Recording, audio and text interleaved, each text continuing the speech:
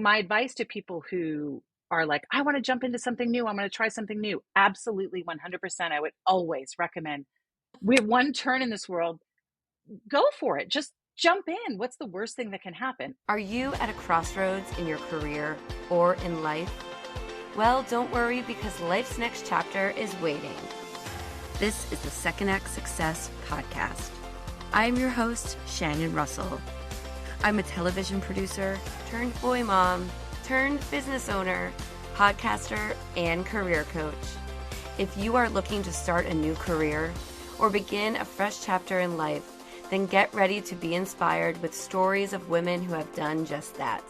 We will share advice and offer steps you can take to help figure out what your true calling in life really is. It is time to shine, so let's turn the page and get started. Welcome to Second Act Success.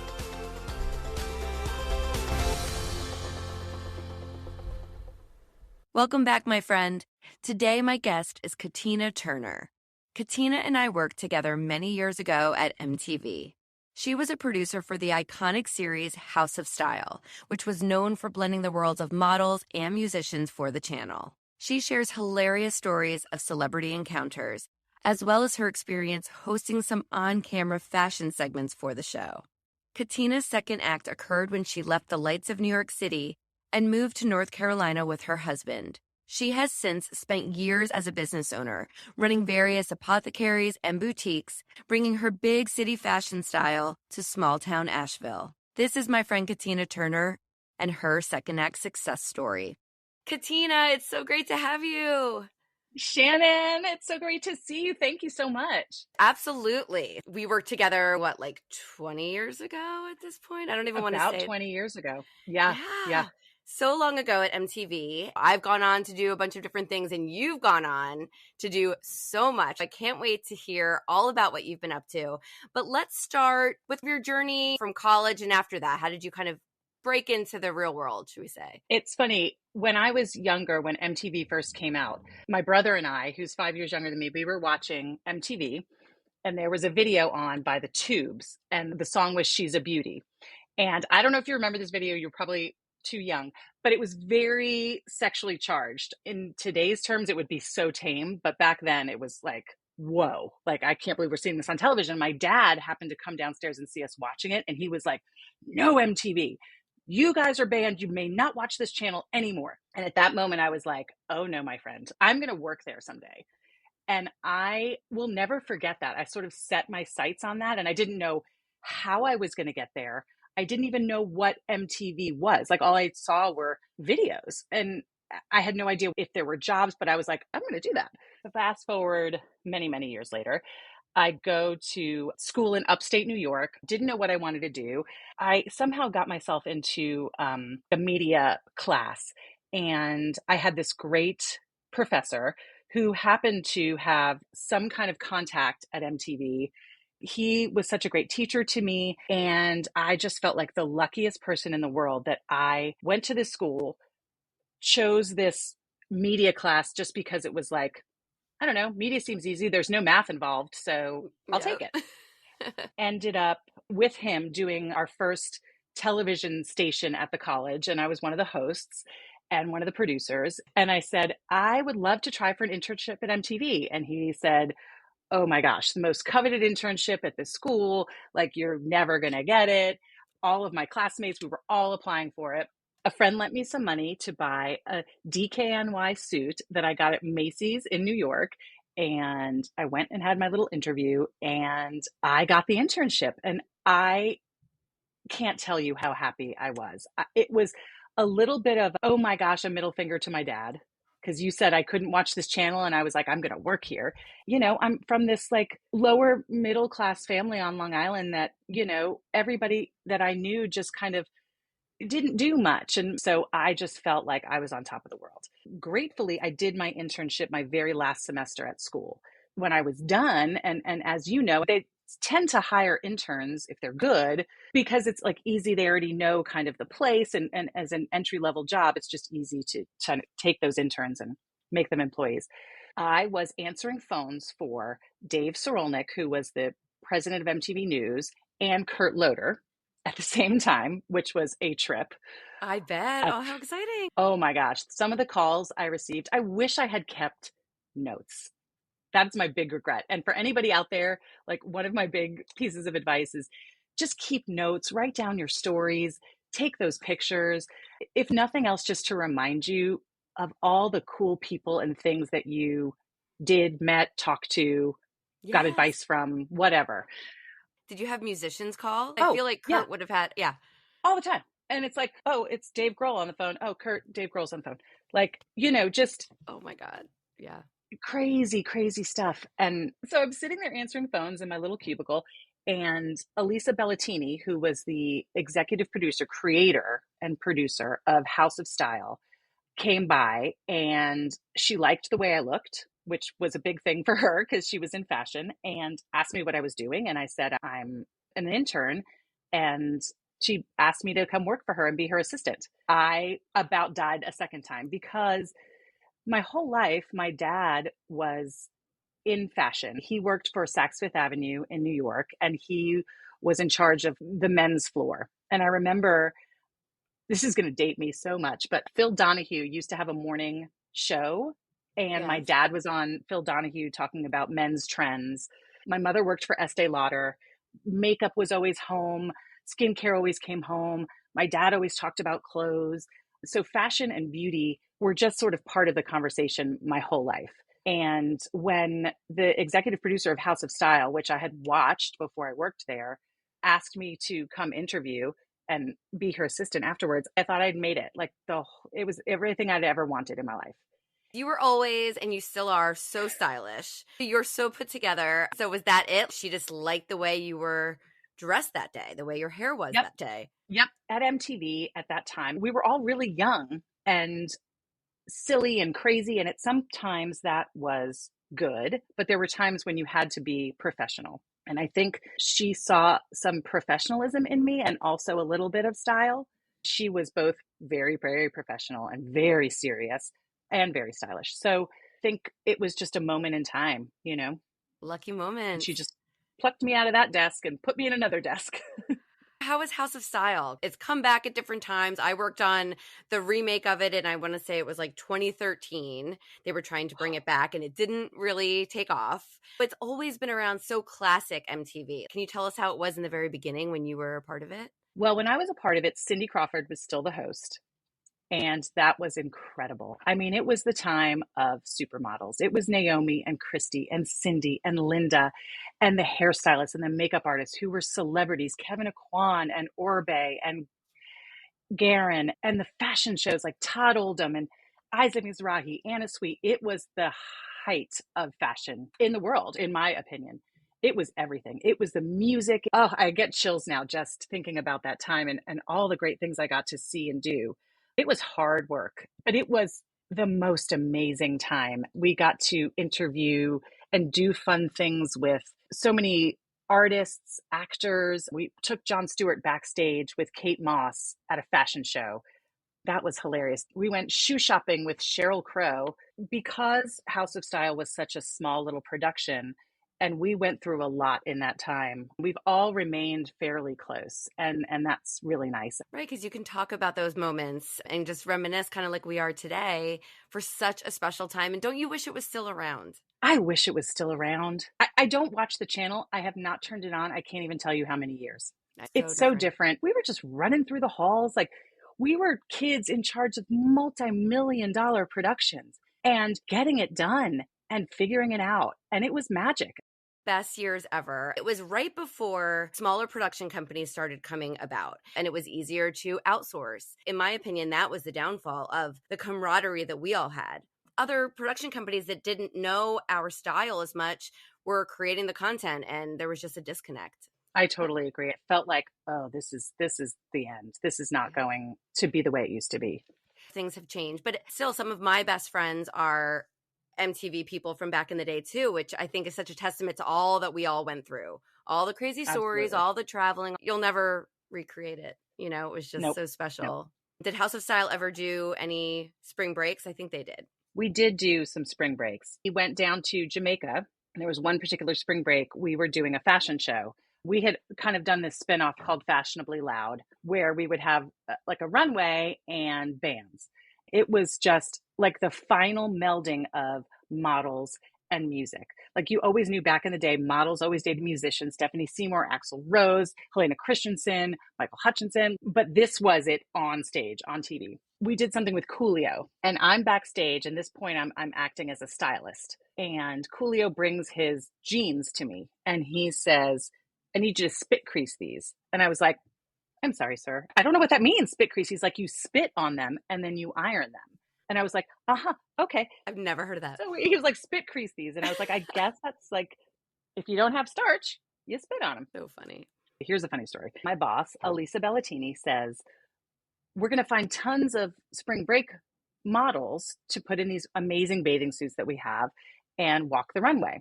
We do casting calls and casting calls. We didn't find the greatest talent. No future supermodels were found in Jamaica.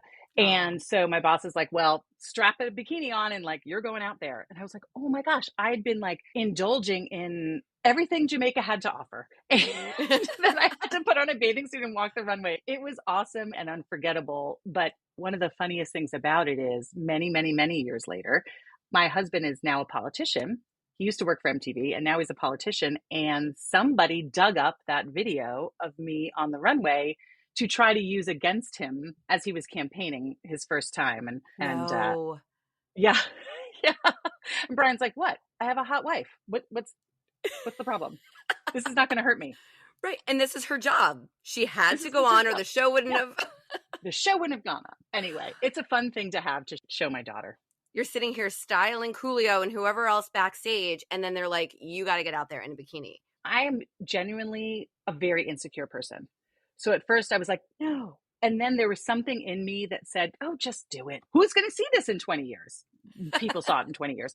But I think that was the beginning of me saying, like, just jump, just take some risks, just take a leap. Stop being such a baby. And you rocked it. You looked great. The fact that you did that is so amazing. And that's so you. If Elisa Bellatini said jump, I would have said how high. She had such a level of taste that was so far above than anybody I'd ever met that if she said it was okay, I was like, it's okay. I'll do it. Any favorite celebrities, favorite models or rock stars that you got to work with? We had Cindy as a host, and then we had Daisy Fuentes as a host, and then we had Amber Valletta and Shalom Harlow.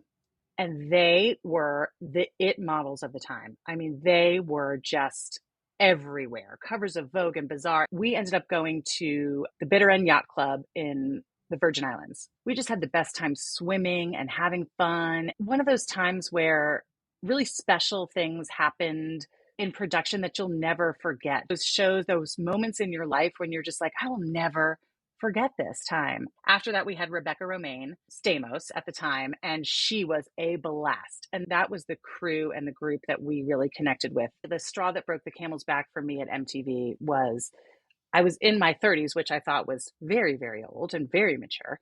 We had just come back from spring break in Cancun, which was the most disgusting experience of my life. And I said to myself then, if I ever have a child, they will never go to Cancun or Senior Frogs for spring break, ever. I mean, you know, right? Oh, I know. And I went my senior year of college, and how did my parents let me go? I said it then, and then to be a quasi-adult producing there, I mean, the thing... Filming it. Mm-hmm. Carrying a camera through a crowd of people. You and I could trade stories all day about the ridiculous things that we did. Went down, came back, and I was with an intern who was still in college. I'm looking at tapes with her, and I'm asking her to find the moment where this girl takes her top off in this crowd. And I'm sitting there going, oh my God, is this what I'm doing? Like, I'm sitting here with this young girl looking for a moment where another girl who's probably drunk, of course, is taking her top off, and I want to put that on television. I was like, this is not, I don't like this anymore. Mm-hmm. When we did House of Style, we did fashion and beauty, and that was legitimate. It was great. When we did news, it was amazing. I felt good about it. I felt strong about it. When it came to wet t-shirt contests, I was done. That's exactly when things changed for me. I just had that same epiphany of like, I can't do this anymore. it started going more to the reality TV kind of route Yep. rather than the Yep. music, documentary, let's get to know these artists kind of programming. So what came next for you? MTV built this beautiful studio that overlooked Times Square. There was TRL, Total Request Live, in the studio. Carson Daly was the host. House of Style would do segments on TRL, fashion segments, interview people. And because our hosts at the time, I think it was probably Rebecca at the time, was far too busy to kind of like jump down to the studio and do a quick half-hour fashion segment, my boss said, you're going to kind of be the on-air TRL fashion expert, which I was beyond thrilled to do. That was my first taste of sort of being on camera. We had interviewed Tommy Hilfiger, and he asked me to walk in one of his fashion shows, which I got to do. And then I was in a picture in Women's Wear Daily of me, like, who am I? And I got to interview Mark Wahlberg when he was kind of coming out of his Marky Mark stage. And they said, please do not ask him about the Calvin Klein ads. Do not ask him about the underwear, which of course I had to do because we were live on television. What's he going to do? So I did, and that was fun. It was a really interesting time. And that was sort of my first taste of being on air. And I'd kind of come up with a little bit of a reel of on air segments that I had done. I had an agent in New York. I'd gotten an agent, and he said, it's time to go to LA and do pilot season. And I was like, okay, I'm going to go to LA and I'm going to be a host of something. We moved to LA in 1999, and Brian in production did really well out in LA. And I was going on auditions and hated every minute of it. Really? I'm going on auditions, which is basically multiple times a day where people say no to you, whether they say no to your face or no to your agent. It's like every day I'm driving, I'm sweating, I'm waiting tables, and I'm hearing no, no, no, no, no, no, no. Ugh, it was the worst. It was the worst. I did it. Do you decide that you're going to put a plug on auditioning? And then there was a big internet boom of online programming. I was hosting some fashion segments on there. So that brought us back to New York, where I did some more work for MTV and until about 2004. And then we decided, now we're finally done. And then we moved to North Carolina. What brought you to North Carolina? Brian grew up here. His family had a family business in North Carolina, and Asheville was a beautiful place.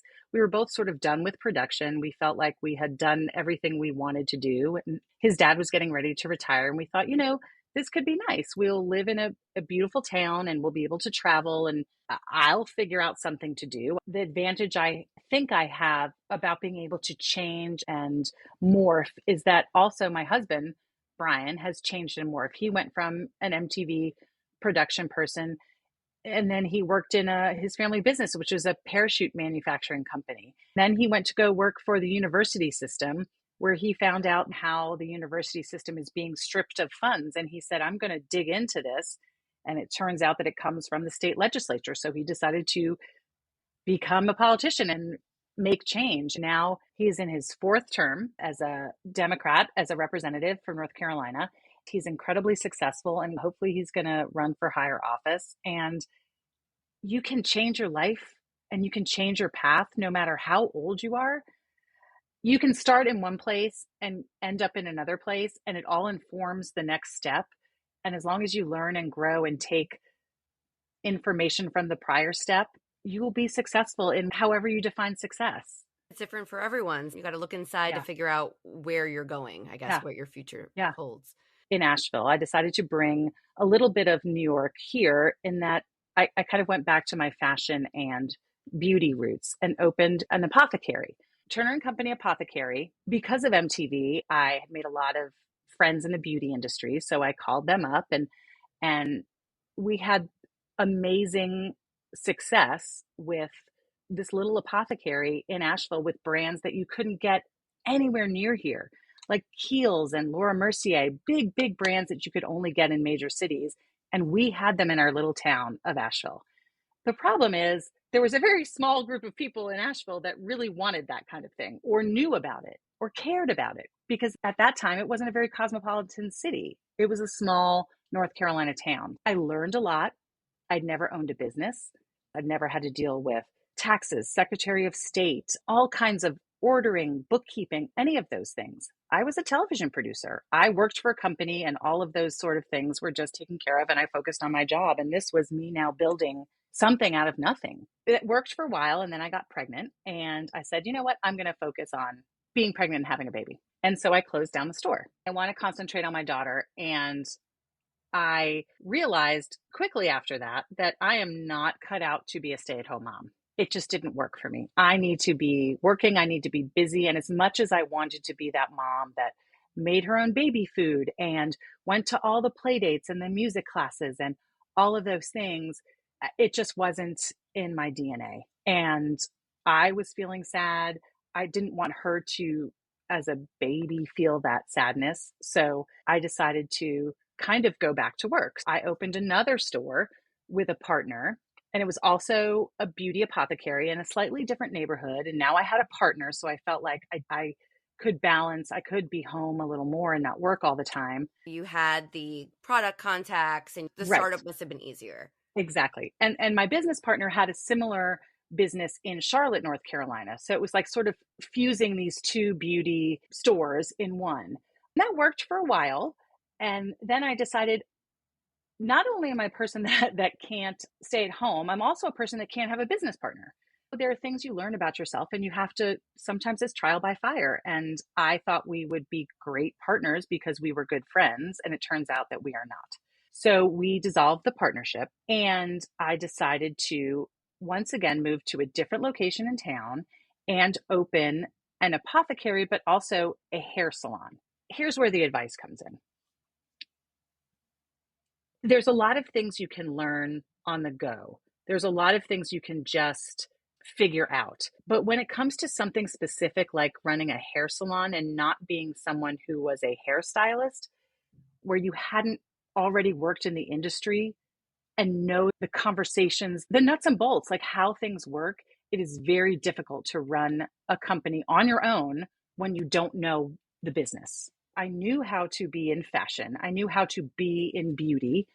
I had that kind of experience on a macro level, but in the micro level of working with hairstylists who are in the trenches, who work with clients all the time, I didn't have that experience. Maybe I should have gone to school to be a hairstylist just so I could understand what they go through, but I just threw myself into it. And there are pluses and minuses to that. I learned so much about managing a staff, about running a business, a big business. I mean, we had at some point 15 employees, and it was just me running it. I had no help. It was just me hiring, firing, dealing with clients, purchasing, receiving, accounting, all of it. I don't regret that time, but it was really challenging. It was really challenging. And meanwhile, you're like balancing it all. I'm balancing it all. And you know, the reason why I wanted to open a hair salon was because, again, Asheville is a beautiful community, but I wanted to bring a little bit of something different to Asheville. And I saw the market changing. At this time, people were moving in from big cities. They wanted a higher touch service. And I wanted to bring that to Asheville. And I thought, well, with a hair salon, we'll have more traffic. It will be more fun and exciting. I can manage this. I did a live New Year's Eve in Times Square. Surely I can run a hair salon. Yep. Oh, my friend, that is very different. The two things you cannot compare. Uh, So my advice to people who are like, I want to jump into something new, I'm going to try something new, absolutely 100%. I would always recommend, we have one turn in this world, go for it. Just jump in. What's the worst thing that can happen? And nothing bad happened running the salon, but I found that it wasn't for me. And I wish I'd had more experience. it just didn't feel right, but it was a great learning opportunity. I learned a lot about managing people and balancing time, dealing with clients. I learned a lot about myself and how I relate to people. It helped me grow, but ultimately it was time to shut it down. And thankfully, I shut it down right before the pandemic hit in February of 2020. Wow, And then great pandemic timing. comes, unbeknownst to me. Great timing. The glutton for punishment that I am, I'm like, let's open something else. I can't sit idle for a minute. So how about we open a yoga studio and clothing boutique? So this is where we are. Chapter 75.5. Did you take the time that we were all forced to take over COVID to kind of flush this out and plan? Or when did you start getting the wheels moving on the, Absolutely not. no? You just went for it. Absolutely. Nope, just went for it. Just went for it. I think sometimes if you plan too much, if you talk to too many people, if you research too much, you get discouraged. There's so many people in your ears saying, well, what about this? What did you think about this? What if this fails? There's a lot of naysayers out there. And sometimes you just have to go, I'm going to go full speed ahead and figure it out as I go. And I'll make some mistakes, but I will learn from them. And that's the way I grow. That's what I did. And yes, we've made plenty of mistakes, but man, I wouldn't give it up for a hot second. Mistakes can be fun. You are learning from them and you're learning what not to do next time. You've already opened a business, closed a business. Now you know what to take from that for this new journey. What made you decide on yoga? When I was running the salon, I met a woman who had just moved from Boston to Asheville. Her daughter and my daughter were in the same grade. I met her at like a parent night at school. We went out to dinner after with some friends, and she said, I'm a trained hairdresser. I'm not doing that anymore. And I'm kind of bored. And I said, oh my gosh, you are who I need. I need a manager in my salon that can translate what I need to the hairdressers, to the staff. And you were a hairdresser. So you have that talk, you have that information. So it was a great serendipitous thing. But she was also a yoga instructor too. As we became friends, as she worked with me, we learned more about each other. And as the salon was kind of closing down, she was my person that I told everything to. And she said, hey, I've always wanted to go back to yoga. I've always wanted to have my own yoga studio. And I said, well, what can I do? She said, well, what about beauty and fashion? Remember back to the days where you loved fashion and that was your passion. And I said, oh my gosh, you're right. Let's go back to that. It's called Further Yoga and Boutique. One of our sort of mantras is love you further. Love yourself further. Love the way you are further. Love the way you move, the way you act. Just love yourself further. She teaches yoga in the morning, and then we have the boutique, and it's been fantastic. This is the thing that feels the most genuine to me, the most like me. I've never been a retailer, really. I don't know how to run a clothing store, but I'm learning and I love it. I've built our own website. I've just taken these opportunities that were presented to me and tried to learn and make the best of them and have fun. You're reaching out to designers to find the products that you need for the clothing for the boutique. Yep. We reach out to designers and showrooms, just like I did at MTV back in the day when we used to borrow clothes from designers and showrooms. And it's like going back in time and calling these showrooms and talking to these showroom girls. It's funny how the industry has changed since the 90s when showroom girls and designers were gods and goddesses and they were not kind to anyone. Now it is lovely. And the people that work in these businesses are lovely and want to help and grow. I don't know if that's just the time that we're in or the pandemic has made everybody just a little kinder, but it has been so vastly different and so much fun. So you really get to bring your fashion, your taste into the business now. And it's interesting because I was born in New York. I've lived in New York most of my life. And now I'm in the South, which is a very different community. But there's so many people, again, moving from different cities and just being yourself and bringing your own sense of style and loving it and living it makes people excited. They will say, I could never wear that. And then you put them in it and you style them and you say, yeah, you can. And you look great and you're confident and you don't have to be in the same box you've always been all your life. You're bringing your experience kind of as a stylist, helping dress the women of Asheville who come into your boutique. I've learned so much about Southern culture and how to be a Southern girl.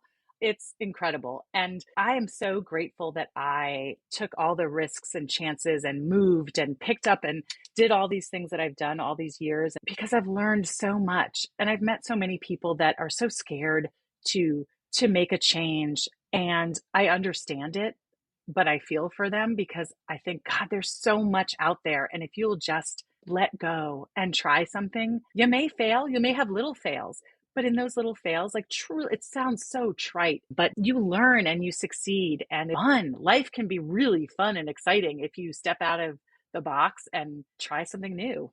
Especially as we get older, we feel more confident to try those things. And you kind of say, okay, I've already done everything that I've wanted to do. Let's try something new and see what happens. It's kind of like a game in a sense, don't you think?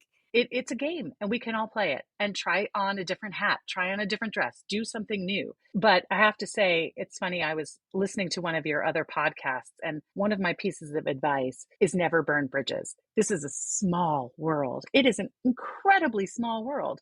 One of your other guests said that, like, never burn bridges. You never know who you're going to run into. It's so true. And as you get older, be kind, be generous, be true, be honest. You never know when you're going to run into that person or their daughter or their son or their girlfriend or husband or whatever, somewhere down the road.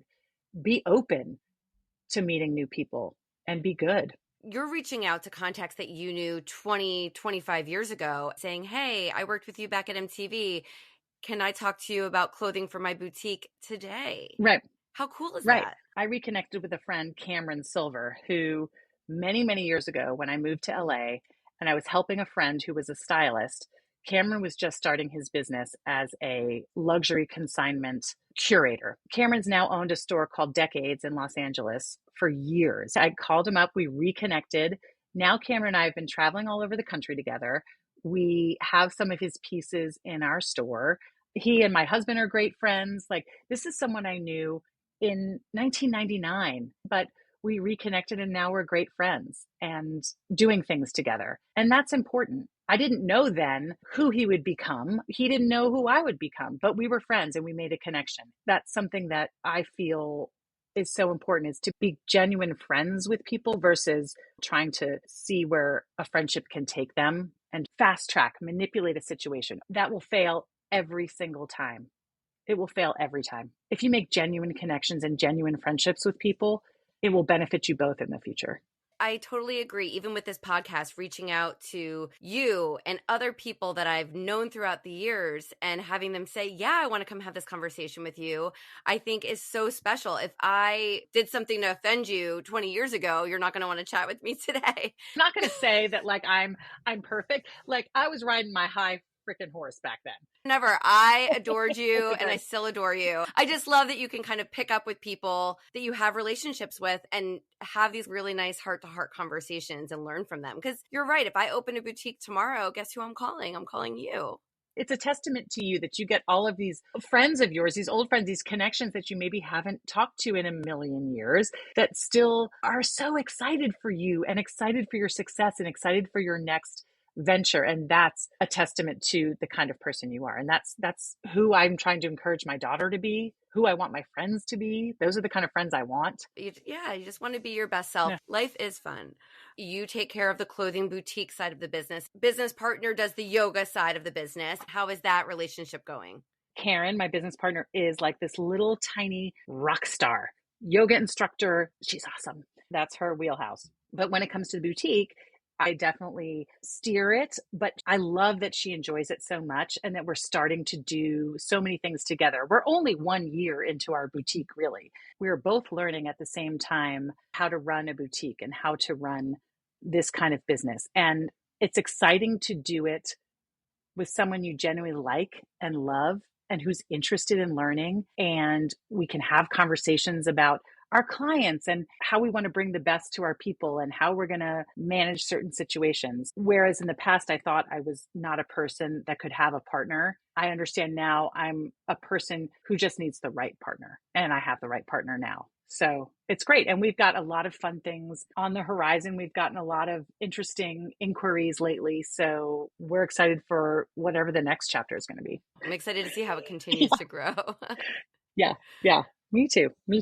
How many times do you look back and kind of realize that you're using your production skills or your styling skills in your business today? Is that happening a lot? I can see a lot of similarities. It is happening a lot. I think the way I run my life is like how I ran a production. There's a call sheet, there's a plan, there's a spreadsheet, which is now a Google sheet. I think I call back on production so much. The fact that I can work hard for hours and hours and hours on my feet, running stuff, doing multiple tasks. It happens at a boutique. It's certainly not as intense as a production, but it does. I'm so grateful for my production background that taught me how to run an event, how to run anything. There's your next chapter. You can be an event planner. You can start planning. Oh, hell no. Been there, done that. You've done that so many times. All right, it's time for our 5 fast cues of the week. Here we go. Name one thing that these different chapters in your life have taught you. Never burn bridges. Never burn bridges. Be kind to everyone. The other thing is take notes. Write it down. You're going to forget. You're going to forget. Just for your own memory banks, write stuff down, journal, because you're going to want to share this with your kids or your husband or your partner or whoever. I agree. Would you recommend taking a leap into a big life change to your best friend? Absolutely. I would absolutely recommend making a big life change to my best friend. And I've done it many times. Few have taken my advice, but they should. They should. What is one piece of advice that you can give someone trying to start a second act right now? My piece of advice for someone thinking about a second act is to do some research, but not too much. Do enough to be proficient, but not enough that it's going to discourage you. What does the next chapter in life look like for you? The next chapter in my life will be to fine tune our business model and hopefully expand it into other markets. We're in the process of doing that now, and it's very exciting. Where can our audience connect with you? You can connect with us on our website at loveyoufurther.com, on Instagram and Facebook at Further Yoga and Boutique. Katina, this has been such a lovely conversation, and I love everything that you've evolved and become since our production days at MTV way back when. Thank you for chatting with me. I really appreciate it.